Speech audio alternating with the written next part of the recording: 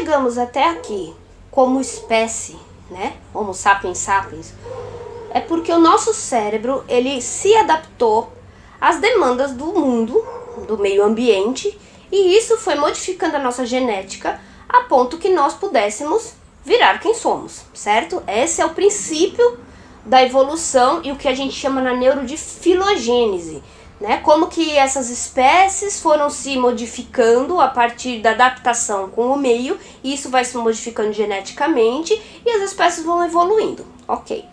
Nós só chegamos aqui porque nós começamos a viver em bando, né? Em algum momento lá da nossa história, né, da nossa pré-história, os hominídeos começaram a perceber que viver em grupo promovia muito mais a sobrevivência do que sozinho. Você tinha mais força para caçar, você, né, tinha mais gente para cuidar de você. Então, assim, até para acasalar era mais fácil. Com isso a gente conseguia perpetuar mais a espécie. Por que eu tô falando isso? Porque o cérebro social, que é justamente esse sistema neurológico, são áreas do cérebro mesmo que são específicas para a gente se adaptar e para a gente poder viver em sociedade, viver em grupo, ele é muito importante para a nossa sobrevivência, para o nosso aprendizado e para a nossa saúde. Então, se eu não estou adaptada no meio em que eu estou vivendo, né, o meu cérebro, ele entende que aquele grupo pode ser um perigo para mim, ou que eu não pertenço àquele grupo, ou que eu estou em risco, enfim. E o que acontece? Ele aciona o nosso sistema de alerta, que é um sistema que justamente vai buscar nos deixar em alerta para que a gente possa fugir do perigo ou lutar com o inimigo. Se eu tô com o meu sistema de alerta muito acionado, muito ligado, digamos assim, eu não consigo prestar atenção nas outras coisas.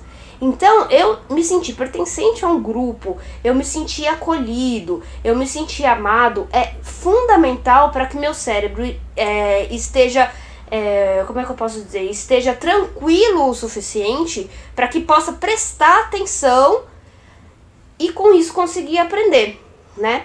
Então, assim, isso é muito importante para quem dá aula, eu sou professora, né? E isso é muito importante para a gente pensar como que é a nossa aula, como é que é o ambiente da nossa aula, como é que é dentro da sala, como é que é a minha relação com a minha turma. Porque se eu sou, por exemplo, uma professora extremamente autoritária, que fica pressionando, que fica botando terror na cabeça do aluno, que não, porque se errar uma coisinha vai tirar nota baixa, e fica fazendo todo aquele terrorismo, este aluno, ele na verdade não vai se sentir pertencido a este grupo, que digamos assim, seja o grupo da minha turma, da minha disciplina, né? Vou ter uma turma naquela disciplina, ele não vai se sentir pertencido a esse grupo, porque ele vai ver muito mais o professor como uma ameaça do que como um líder que protege ele dentro do grupo, né? Então, assim, uma relação acolhedora, empática, né? Um professor que tem a capacidade de perceber que o aluno não tá mal, de bater um papo com ele,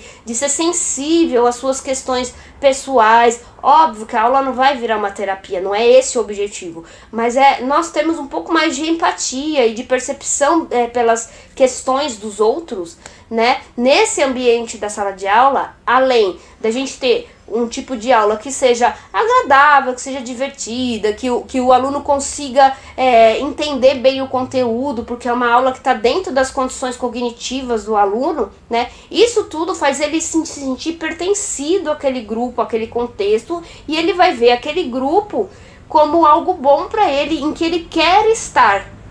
Ao contrário, se ele tiver medo desse grupo, ou por causa do professor, ou até mesmo por causa de outros alunos, né, o bullying, por exemplo, que é uma coisa muito comum dentro das salas de aula, né, que exclui, se ele tivesse sentido excluído por algum motivo, qualquer motivo que seja, ele não vai querer estar ali.